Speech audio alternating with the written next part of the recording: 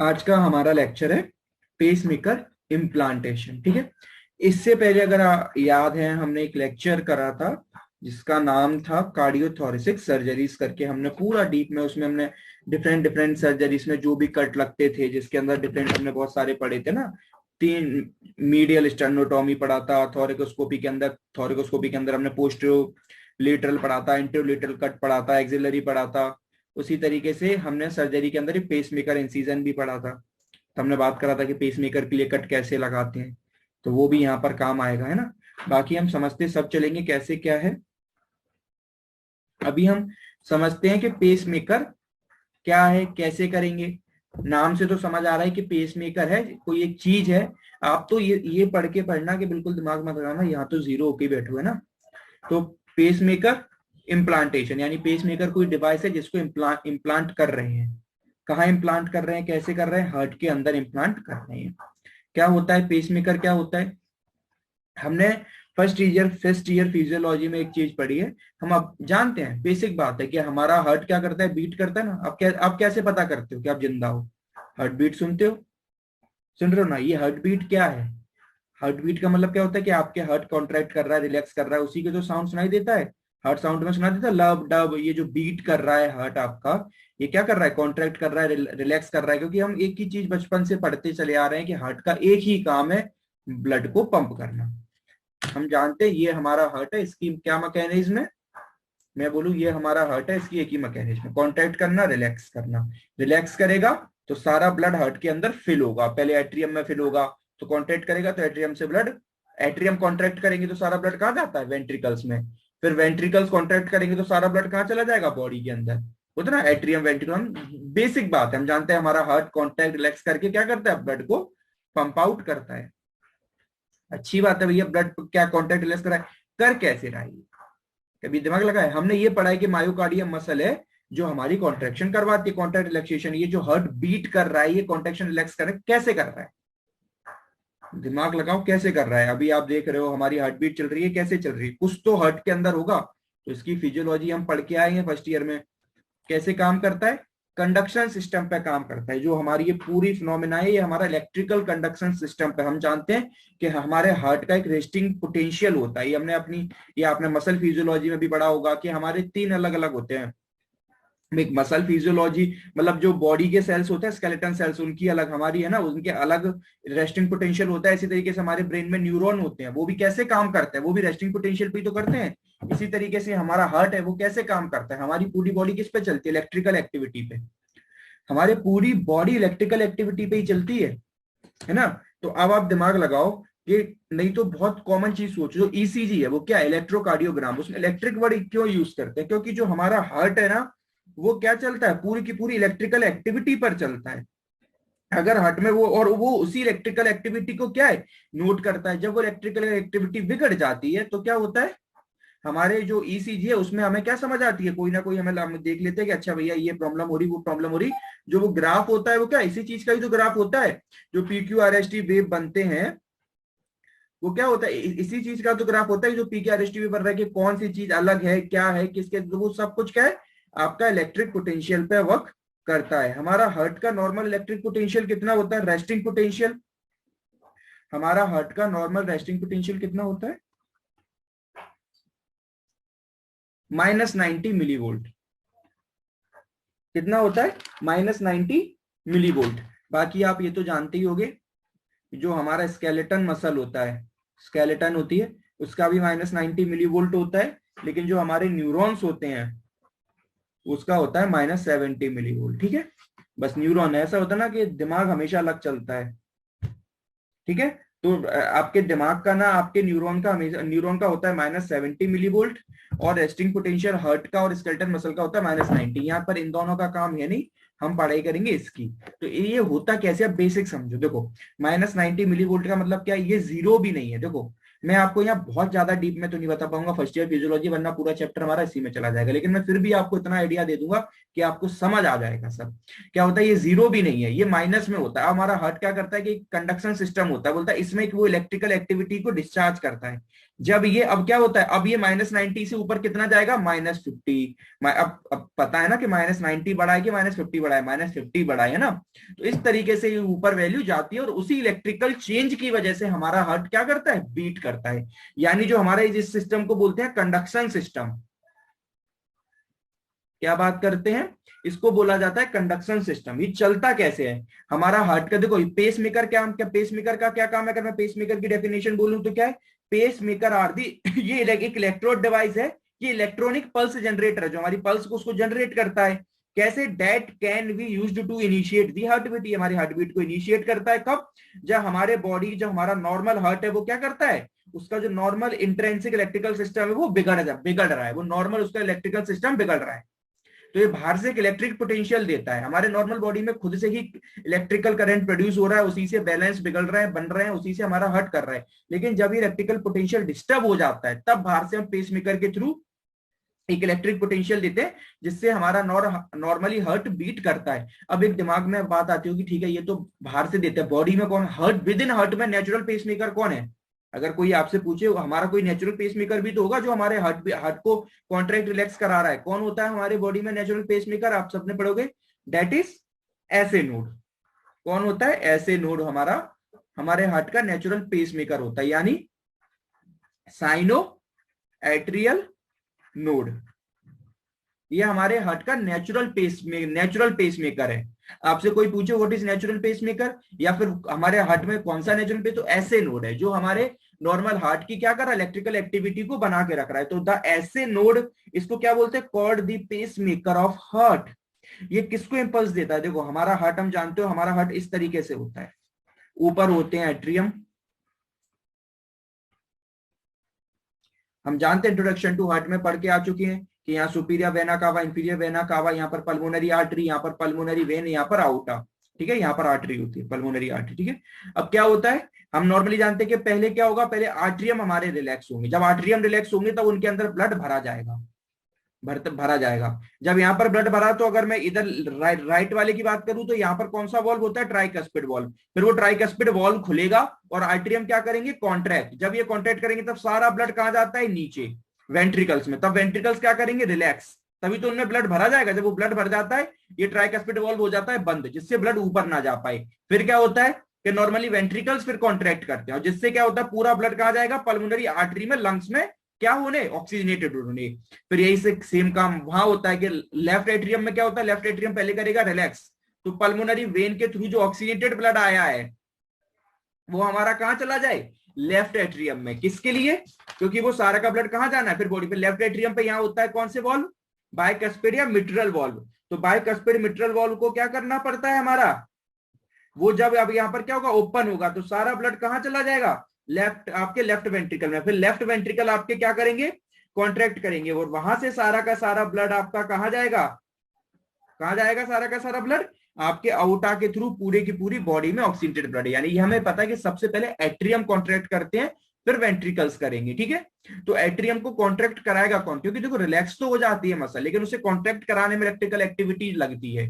किसी भी काम को कराने में इलेक्ट्रिकल एक्टिविटी, रिलैक्स तो हो जाते हैं।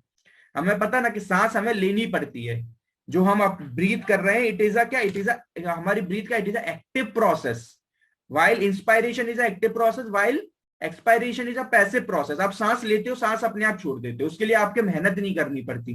तो उसी तरीके से होता है कि हमारे हार्ट को कॉन्ट्रैक्ट करना पड़ता है, रिलैक्स बाकी वो हो जाते हैं। वो बात अलग है, कोई डिसीज हो जाए, हाइपरट्रॉफी हो जाए कि वो रिलैक्स करना बंद कर दे, उनकी इलास्टिसिटी रिड्यूस हो जाए, तो वहां उसकी बातें नहीं कर रहे हैं अभी, है ना, वो अलग हम पढ़ चुके हैं। यहाँ तो ये समझ रहे हैं कि इलेक्ट्रिकल एक्टिविटी से जो हमारा हार्ट कॉन्ट्रैक्ट होता है, तो जो अब इसके बेसिक फिनोमेना होता है, मेन ऐसे समझो, ये ऐसे नोड है, ये हमारा इलेक्ट्रिकल एक्टिविटी भेजता है किसको, एट्रियम को, नाम में ही है साइनो एट्रियल, यानी इलेक्ट्रिकल एक्टिविटी भेजता है एट्रियम को। ये एट्रियम को क्या करता है, इलेक्ट्रिकली उसको कॉन्ट्रैक्ट कराता है, यानी ये अपर चेम्बर को, जो हमारा जो अपर चेम्बर है, ये दोनों जो अपर चेम्बर है, इनको कौन कॉन्ट्रैक्ट कराता है, ऐसे नोड, ठीक है। ऐसे नोड ने उसको कॉन्ट्रैक्ट कराया।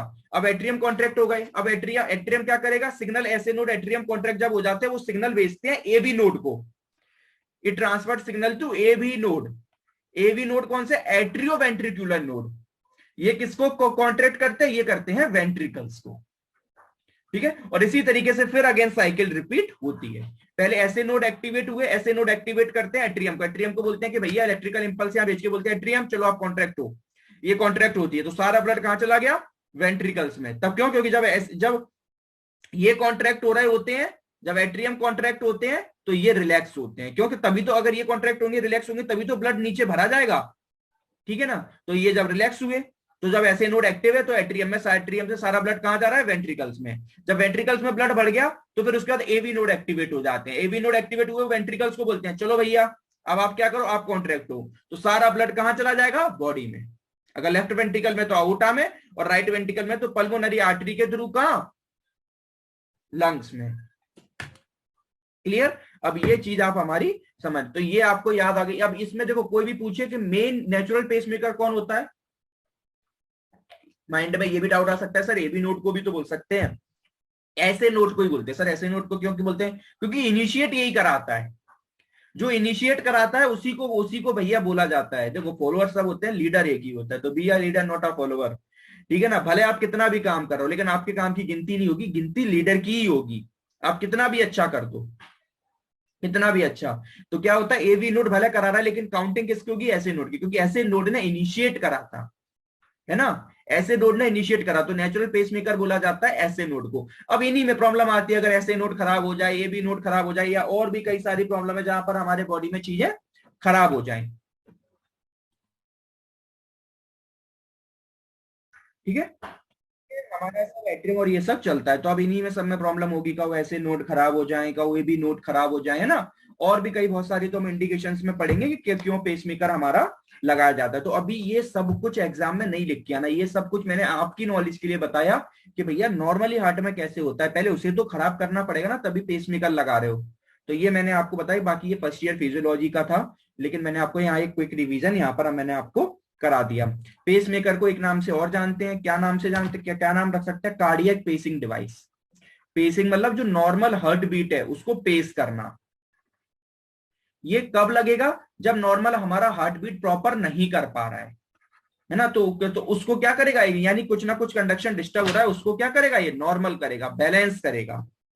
अभी हम इसकी डेफिनेशंस पढ़ते हैं, इसको अब हम समझते हैं कैसे क्या क्या होता है। पेस मेकर आर दी कौन से, अभी जो मैंने अभी आपको डेफिनेशन बताई थी कि pacemaker are the electrode devices, ये कौन से इलेक्ट्रॉनिक डिवाइसेस हैं, कौन से हैं, it pacemakers are the electrode devices, electronic pulse generator. क्यों, क्योंकि क्या है इलेक्ट्रिक हमारे इनके अंदर एक बैटरी होगी, अभी मैं बताऊंगा। इलेक्ट्रॉनिक पल्स जनरेटर होता है that can be used to initiate the heart beat. जो हमारी हार्ट बीट जो नेचुरल थी वो जो डिस्टर्ब हो गई थी उसको इनिशिएट करती है, initiate the heart beat when the heart intrinsic electrical system, जो हमारे हार्ट के अंदर अभी हम समझ के आए जो पूरा इलेक्ट्रिकल सिस्टम वो क्या हो जाए, can not be effectively generate a rate adequate to support cardiac output।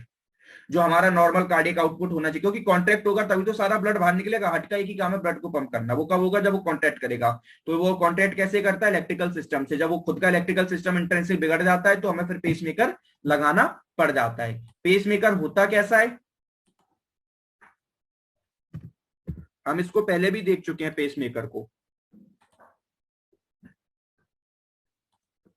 एक बैटरी होती है, देखो कैसे क्या क्या होता है अभी हम डीप में समझेंगे। इस तरीके से होता है, ये आपका पेसमेकर है, ये ना, ये क्या एक बैटरी है, ठीक है ना। जो क्या ये यही इलेक्ट्रॉनिक डिवाइस है, जनरेटर है जो भेजते हैं, और ये क्या करते हैं, ये वायर डाल देते हैं ना। अभी अलग अलग रास्ते से वायर डाले जाते हैं, इनके अंदर लीड्स होती हैं, वो लीड अब वो कहाँ डालेंगे भैया, सीधी सी बात में डालेंगे कहाँ उन्हें, चेम्बर्स में। कॉन्ट्रैक्ट कौन कर रहा है, एट्रियम वेंट्रिकल ही तो करता है वो हमारे। अब जो डिस्टर्ब है बस वो लीड वहां पहुंचा देते हैं। अगर दो वेंट्रिकल एक साथ खराब है तो दोनों वेंट्रिकल में डाल दो, एक एट्रियम खराब है तो एक एट्रियम, या एक एट्रियम एक वेंट्रिकल खराब है तो वहां डाल दो।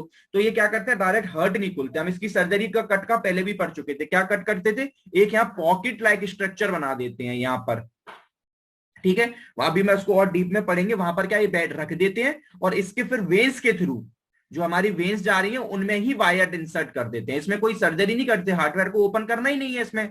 तो बस एक यहाँ पर थोरेक्स के पास यहाँ रखा और एक यहाँ से वायर डाल दिया, ठीक है। ये देखो पेसमेकर की लीड्स आ रही हैं। अब डालना का है राइट एट्रियम में डालना है तो यहाँ लीड को छोड़ दो, तो ये क्या कमांड यहाँ भेजता चाहिए। अगर राइट वेंट्रिकल में डालना है तो यहाँ पर आपको जहां पर प्रॉब्लम आ रही है उस जगह पर आप इसको फिट कर सकते हो, ठीक है। ये आपके दो टाइप के होते हैं, एक परमानेंट होता है, एक टेम्परेरी होता है। परमानेंट और टेम्परेरी का मतलब क्या है, देखो परमानेंट का तो उन लोगों के लिए है जिनका भैया हालत पूरी तरीके से खराब हो चुकी है। अभी टेम्परेरी का मैं आगे बताऊंगा कैसे। परमानेंट मतलब जिनको परमानेंट फिट ही कर दिया, जिनका हार्ट पूरी तरीके से खराब हो गया, यानी permanent pacemaker implanted totally in the body. यानी इससे सर एक लाइन तो क्लियर हो रही है कि टेम्परेरी वाला पूरी तरीके से बॉडी में फिट तो नहीं करते होंगे, बिल्कुल सही बात है। तो अभी इसको समझते चलना, आगे समझते हैं कैसे।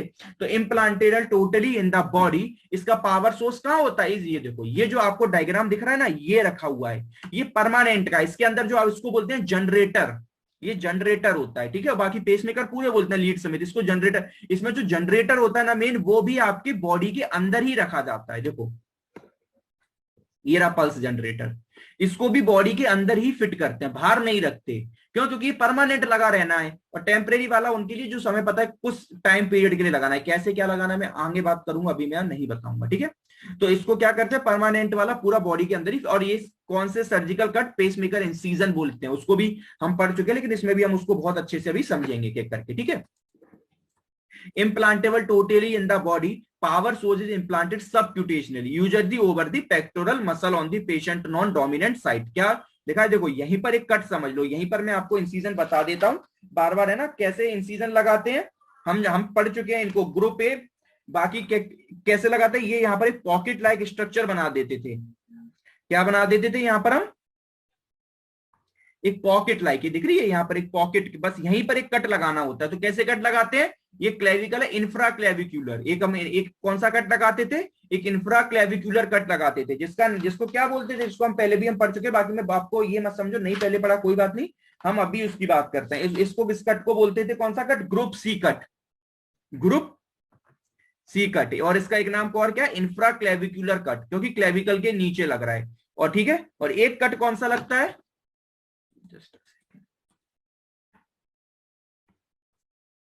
एक कट लगता है यहां पर, ये इंफ्रा क्लेविक्यूलर, इसका नाम है ग्रुप सी और इंफ्रा क्लेविक्यूलर। और एक कट लगता है यहां पर, ये वाला, इसको बोलते हैं group D, group D cut. इसका नाम होता है delto pectoral cut. Delta delta से चलती है और पेक्टोरल की तरफ इस तरीके से, सीधा नहीं होता, इससे थोड़ा अंदर की तरफ होता है, डेल्टो पेक्टोरल कट, ठीक है। क्यों, इससे पॉकेट लाइक स्ट्रक्चर बन गया। अब हमने करा क्या, इसमें कुछ नहीं करा, यहां पर लिया, एक कट मेरे यहां लगाया, एक कट मेरे यहां लगाया ऑब्लिकली, और ऐसे ही हटा दी, तो ये क्या बन गई, पॉकेट बन गया। अब ये मत बोलना कि इधर भी कट लगा दो, फिर तो ये पूरा हाथ में ही आ जाएगा स्किन का फ्लैप, तो क्या मतलब है। तो इसमें क्या पॉकेट लाइक स्ट्रक्चर बनाते हैं। एक क्या करा, एक कट यहां से खोला, एक यहां से खोला, इधर बाहर से डेल्टो पेक्टोरल खोल के यहाँ, और फिर क्या करा, यहाँ पर जो हमारी बहुत सारी, मैं अभी बताऊंगा कौन कौन सी वेन्स से लिड डालते हैं, वो वेन से लिड डाली, और लिड डालकर देखते देखते वो हार्ट के चेंबर तक पहुंचा दी, और इस जनरेटर को यहाँ पर रख दिया, सूचस करती है। इसको क्या बोलते हैं, प्रॉपर पेसमेकर इंसीजन। ये परमानेंट वाले में लगता है, क्लियर, ठीक है। तो ये हमारा कौन सा रहा, परमानेंट वाले पेसमेकर इंसीजन में हमारा ये कट लगाते हैं इसको। देखो इसमें आपको एक बार मैं अभी आपको पेसमेकर इंसीजन का इंसीजन और दिखा देता हूं एक बार। इस तरीके से हमारा ये लगाते हैं, देखो जो मैं इतनी देर से आपको समझा रहा था, ये देखो एक कट ऐसे लगाया, एक कट ऐसे लगाएंगे यहां पर, और ये पॉकेट लाइक स्ट्रक्चर बना देते हैं, देख रहे हैं, इंफ्रा क्लेविकुलर। और एक कट ऐसे भी लगाते हैं जिनको जरूरत है, तो यहां पर लगा के और इसको पॉकेट लाइक स्ट्रक्चर बना के आप फिट कर देते हैं, ठीक है। तीन टाइप के होते हैं, एक होता है सिंगल, नाम में ही है सिंगल चेंबर, मतलब अगर एक चेंबर में लिड डालनी है तो सिंगल चेंबर पेसमेकर बोलते हैं, दो चेंबर में लिड डालनी है तो डुअल चेंबर पेसमेकर बोलते हैं, एक और बोलते हैं रेट रिस्पॉन्सिव पेसमेकर। ये 2 मार्क्स में पूछते हैं, what is rate responsive pacemaker, क्या होता है रेट रिस्पॉन्सिव। देखो नॉर्मली कुछ लोगों के, देखो मैंने कहा ना कि जनरली क्या होता है ना कि बहुत ही ऐसा होता है, क्या होता है कुछ लोगों में, जब भी मैंने बोला ना कि हार्ट को क्या होता है, वैसे तो हार्ट नॉर्मली ब्लड पंप कर लेता है, लेकिन जैसे कोई आपने एक्टिविटी करी, थोड़े वॉक करे, थोड़े ने चलना भी स्टार्ट करिया, तो क्या होता है कि हार्ट की हार्ट बीट क्या है, बढ़ती है। क्यों, क्योंकि जब भी आप कुछ चलना स्टार्ट करते हो तो बॉडी को ज्यादा ब्लड चाहिए, ज्यादा ब्लड चाहिए, तो वो क्या हार्ट को कमांड देगा कि आप ज्यादा ब्लड को पंप करो। अब ब्लड अगर ज्यादा पंप करेगा तो उसे जनरली कॉन्ट्रैक्ट रिलैक्स होना पड़ेगा, जनरली कॉन्ट्रैक्ट रिलैक्स होगा तो उसे जनरली कमांड चाहिए, मगर आपके ऐसे नोड या कोई भी चीज गड़बड़ है जो आपके हार्ट की बीट, जो आपके हार्ट को जनरली नहीं कर पा रहे, तो फिर आपकी हार्ट बीट होगी डिस्टर्ब। यानी वो क्या कमांड भेजेगा कि आपको चले और आपका हार्ट ब्लड ही पंप नहीं कर पा रहा। क्यों? क्यों बीट नहीं कर रहा तो ब्लड पंप कैसे होगा? नहीं हो पाएगा ना। हार्ट तो नॉर्मल है मगर कंडक्शन सिस्टम इलेक्ट्रिकल, सीधी सी बात है कि घर पे लाइट, वो क्या बोलते हैं, बल्ब तो ठीक है, लाइट ही नहीं है तो फिर कैसे ब्राइटनेस होगी? तो फिर उसके लिए लाइट भी तो चाहिए, तो यहाँ पर इलेक्ट्रिकल सिस्टम गड़बड़ हो रहे हैं तो वहां पर हार्ट ब्लड पंप नहीं कर पाएगा। तो ये होता है रेट रिस्पॉन्सिव, उन लोगों में लगाया जाता है जिनके जनरली क्या होता है कि वैसे तो नॉर्मल है लेकिन जैसे अडेप्ट दी पेसिंग, ये ऐसा होता है, ये देख लेता है, ये वैसे शांत रहता है, देख लेता है कि अच्छा जैसे ही उनकी हार्ट बीट गिरी, जैसे कोई वो चला और ऐसे लगा कि नहीं नहीं इसकी हार्ट बीट गिर रही है या डिस्टर्ब हो रही है, बढ़ रही, क्योंकि ये सब मेंटेन करता है, अगर बढ़ रही है तब भी उसे ये कम करेगा और कम हो रही है तब भी ये ज्यादा करेगा, ये उसे नॉर्मल बना के रखता है पेस मेकर। तो रेट रिस्पॉन्सिव होता है, ये देख लेता है कि अगर नॉर्मल आपकी हार्ट बीट चल रही है तो ये स्टार्ट नहीं होता, ये जब ही स्टार्ट होगा जैसे आपको अब जब भी उसको लग रहा है कि भैया आपको नीड है, तो adapt the pacing rate changes in the patient physical activity. जब भी अब वो फिजिकल एक्टिविटी कोई भी ऐसा रीजन है जहां पर आपकी क्या हो रही है, जो नॉर्मल हार्ट बीट है वो डिस्टर्ब हो रही है, तब ये एक्टिवेट होगा। जो परमानेंट वाले के इंडिकेशन होते हैं ना, वो टोटल वो इंडिकेशन होंगे जहां पर क्या हो रहा है, सारी चीजें बहुत ज्यादा खराब हो रही है क्रोनिक लेवल पे, है ना। तो क्रोनिक एट्रियल फिब्रिलेशन का मतलब क्या होता है, जो आपके एट्रियम है वो क्रोनिक लेवल पे क्या हो गए, खराब हो गए, फिब्रिलेट हो गए, काम नहीं कर रहे हैं, तो फिर आपको फिब्रिल है ना, तो वहां पर क्या होता है, atria not proper contract, fibrillation का मतलब होता है जो प्रॉपर कॉन्टिलेट नहीं कर पा रहे हैं, गड़बड़ हो रहे हैं, डिस्टर्ब हो रहा है, उनकी हार्ट रेट क्या हो रही है, जो उनकी हार्ट बीट की जो प्रॉपर कॉन्ट्रैक्टिविटी है वो क्या हो रही है, डिस्टर्ब हो रही है। तो वहां पर हमारा क्या काम रहेगा, वहां पर हम इसको कहां डालेंगे, एट्रियम में डालेंगे। तो फिब्रिलेशन का मतलब ही होता है, एट्रियल फिब्रिलेशन का, an irregular often rapid heart rate then commonly cause poor blood flow. इसमें आपकी जनरली हार्ट बीट क्या बहुत ज्यादा हो जाती है, ब्लड फ्लो प्रॉपर नहीं हो पाता। तो ऐसे केसेस में भी हमने बोला ना कि कभी ये दिमाग मत लगाना कि पेसमेकर कम हो तभी डालते हैं, आपकी हार्ट बीट कम हो रही हो, ज्यादा हो रही है, इसका काम ही होता है नॉर्मल करना, मगर मेजरली केसेस में वहीं डाला जाता है जहां प्रॉपर आपकी हार्ट बीट कम हो रही हो, वहां पर आपको मतलब ऐसा होता है ना कि परसेंटेज वाइज निकालोगे तो उन लोगों में ज्यादा मिलता है, लेकिन उनमें भी डाला जाता है जिनकी हार्ट, जिनको क्या हो रहा है, बहुत सारे इनके प्रॉपर गड़बड़ हो गए हैं, वहां पर क्या है, कंडक्शन सिस्टम भी गड़बड़ हो रहा है, प्लस जो आपके एट्रियम वेंटिलेटर वो भी गड़बड़ हो रहे हैं, तो वो क्या कर रहा है, वो ज्यादा हाइपर एक्टिवेट हो रहे हैं, ज्यादा ही काम कर, जैसे एट्रिया क्रोनिक एट्रियम फिब्रिलेशन हो जाए, इसमें क्या होता है कि एट्रिया को ज्यादा ही कॉन्ट्रैक्ट करने लग जाते हैं, जल्दी जल्दी जल्दी जल्दी। अब जल्दी जल्दी करोगे तो ब्लड उसमें भर नहीं पा रहा, रिलैक्स हो नहीं पा रहा, आप जल्दी जल्दी कॉन्ट्रैक्ट कर रहे हो, ब्लड प्रेशर बढ़ रहा है, ब्लड पहुंच ही नहीं रहा, क्या मतलब, तो वो भी तो लाइफ खराब, लाइफ थ्रेटनिंग कंडीशन हो गई। तो हमारा ना हमारे कॉन्ट्रैक्ट जल्दी जल्दी करे हर्ट, ना हमारा जल्दी जल्दी क्या करे, ना वो जल्दी जल्दी कॉन्ट्रैक्ट करे, जो उसकी नॉर्मल हार्ट रेट कितनी होती है रिदम, हम वैसे 72 पढ़ते हैं, वैसे 62-80 हमारी नॉर्मल होती है आरपीएम। अब इससे कम हो रही है, इससे ज्यादा हो रही है, तो हमें लगाना पड़ेगा, है ना, क्योंकि इसका एक काम है मेंटेन रखना, ना कि उसको क्या करना, कम या ज्यादा करना। या फिर आपको हाइपर सेंसिटिव हो जाए, या फिर आपको कौन सी डिसीज हो जाए, कैरोटिड साइनस सिंड्रोम हो जाए। कैरोटिड साइनस आप जानते ही हो क्या होता है, कैरोटिड साइनस हमारे बॉडी में जो ब्लड प्रेशर है, जो हार्ट रेट है, रिदम, इन सबको रेगुलेट करता है। अब ये तो विद इन हार्ट के अंदर तो है नहीं, ये तो बाहर की चीज है। अब कैरोटिड साइनस कभी कभी क्या हो जाता है, हाइपर सेंसिटिव हो जाता है, उसकी वजह से हमें ब्रेडिकार्डिया होने लग जाता है, हमारी हार्ट रेट डिस्टर्ब हो जाती है, तो उस केस में भी हमें लगाना पड़ेगा। ये सब तो क्या नाम है जो हमें याद करने पड़ेंगे, है ना, कि उनके एक कौन कौन सी केसेस है जहां पर हमारे डिस्टर्ब हो जाते हैं। तो ये सारे जो हमारे ये सब कंडीशंस हमको क्या है, खुद ही याद करनी पड़ेंगी, है ना, इसमें कौन कौन से पर्टिकुलर होते हैं। ऐसे कैरोटिड आर्टरी साइन ऐसे ये हमारा डिस्टर्ब हो जाता है, या फिर जो नॉर्मल हमारा कार्डियक कंडक्शन सिस्टम है उसमें फाइब्रोसिस, फाइब्रोसिस मतलब वो प्रॉपर काम ना करे, है ना, स्क्लेरोटिक चेंजेस होने लग जाए तो हमारी हार्ट बीट डिस्टर्ब होगी। सिक्स साइनस सिंड्रोम हो जाए, सिक्स साइनस में क्या होता है, जो हमारे साइनस हैं, जो हमारा जो ऐसे नोड पढ़ के आए हो सिक्स साइनस में, जिसमें ऐसे नोड, एवी नोड, ये सब डिस्टर्ब हो जाए, टैकेरिथमिया, बहुत ज्यादा हार्ट बीट तेज हो जाए, या फिर हमारा जो एट्रियो वेंट्रिकुलर ब्लॉक, जो एबी ब्लॉक है सिक्स साइनस में हमारा होता है ऐसे, पढ़े थे ना साइनो एट्रियल, ऐसे नोड का फुल फॉर्म क्या होता है, साइनो एट्रियल, तो सिक्स साइनस में हमारा ऐसे नोड गड़बड़ होता है। और थर्ड डिग्री का एवी ब्लॉक हो जाए, जो हमारा एट्रियो वेंट्रिकुलर ब्लॉक है, जो वेंट्रिकल्स को कर रहा था, वो गड़बड़ हो जाए, या फिर हमारी हार्ट बीट बहुत ज्यादा टैकेरिथमिया, किसी भी कंडीशन में हमारी हार्ट बीट बहुत ज्यादा होने लग जाए, तो इन सब केसेस में हमें क्या है, पेस मेकर लगाना पड़ेगा। तो माइंड में कभी भी ये मत रखना कि पेस मेकर हमेशा सिर्फ वही कंडीशन में लगाया जाता है जहां हार्ट प्रॉपर कॉन्ट्रैक्ट करने का मतलब दोनों होता है, ठीक है, या तो ज्यादा करे या कम करे, दोनों में हमें उसको लगाना है। क्लियर। अब हम पढ़ेंगे टेम्परेरी वाला। What is temporary pacemaker. Temporary वाला नाम से समझ में आ रहा है, जो मैंने आपको मेन डिफरेंस बताया था कि it is one that has the power source outside the body. इसका जो पावर सोर्स, जो मेन ये जनरेटर था, ये जो आपका ये जो मेन आपका जस्ट सेकेंड, ये जो मेन आपका जनरेटर होता है, ये बॉडी के बाहर रखा होता है, अंदर नहीं फिट करते। क्यों? क्योंकि टेम्परेरी है, सिर्फ लिड डाल देते हैं। और भी कौन कौन से होते हैं मैं तीनों अभी आपको बताता हूँ। तीन टाइप के होते हैं ट्रांसवीनस इनवे, देखो इनकी मैं इमेज दिखाता हूँ कैसे होते हैं, बाकी आपको इससे समझ आएंगे। एक होता है ट्रांसवीनस इन्वेजिव पेसमेकर, ये याद करो तीनों नाम, बहुत सिंपल है, नाम में लिखा हुआ है ट्रांसवीसम। देखो ट्रांसवीनस इन्वेजिव, ये वाला इसका जो है ये इन्वेजिव प्रोसेस होती है। देखो मैं इसको पहले ना आपको तीनों के ना डायग्राम दिखा देता हूं, तो आप बहुत अच्छे से क्लियर कर पाओगे, तीनों के ना एक साथ समझ आ जाएंगे। ये इस तरीके से देखो, ये ट्रांसवीनस वाला है, इसमें क्या आपका जनरेटर दिख रहा है, ये टर्मिनल से बाहर निकाल देते हैं, और इसमें जो लिड डालते हैं वो वेंस के थ्रू ही डालते हैं, ठीक है। जैसे परमानेंट में डालते हैं ना वेंस के थ्रू, इसमें भी वेंस के थ्रू ही डालते हैं, नाम में लिखा है ट्रांसवीनस, वेंस के थ्रू ही डालते हैं। तो ये कौन सी एक तरीके से, ये भी इन्वेजिव ही हो गई, मगर इसमें जनरेटर बाहर है सिर्फ, तो इसे वो इसलिए से टेम्परेरी वाले में बोल सकते हैं। अगर जनरेटर भी अंदर रख दो तो परमानेंट हो गया सेम।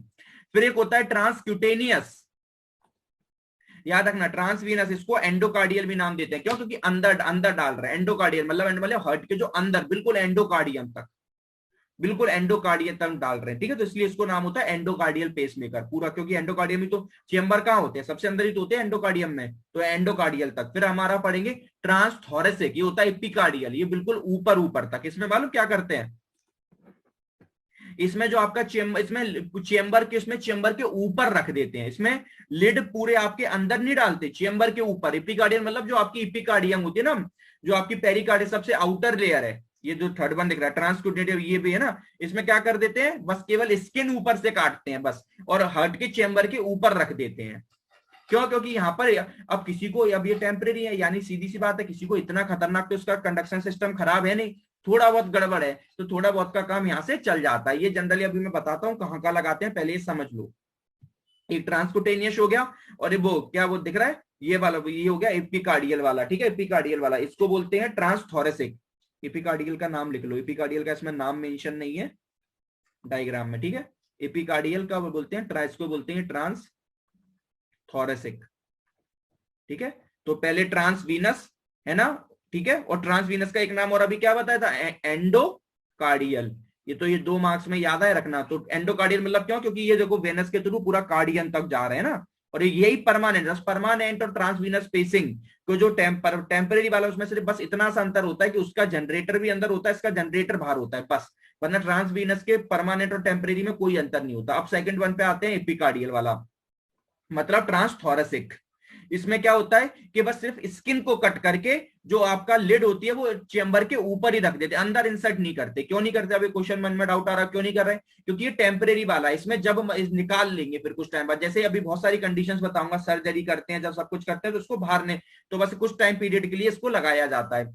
और एक होता है ट्रांसकुटेनियस, ये नॉन इन्वेजिव है। क्यों? क्योंकि ये इसको स्किन के ऊपर रखते हैं। ये दिख रहा है, 2 ऐसे चैम्बर, एक इधर रख दिया और एक इधर रख दिया। इसकी जो इलेक्ट्रिकल एक्टिविटी वो ऐसे बस हार्ट के ऊपर से चलती है, इसमें कुछ भी अंदर से नहीं करना, बिल्कुल हार्ट इसमें कांटेक्ट में है ही नहीं। इसमें तो है क्योंकि स्किन काट के हार्ट के ऊपर रख रहा है, इसमें तो बाहर से रखा जाता है, ठीक है। तो इसमें उसका हो जाता है। ये जनरली जब करे जाते हैं जब आपके हार्ट का बहुत ही कम लिमिटेड कंडीशन में खराब हो।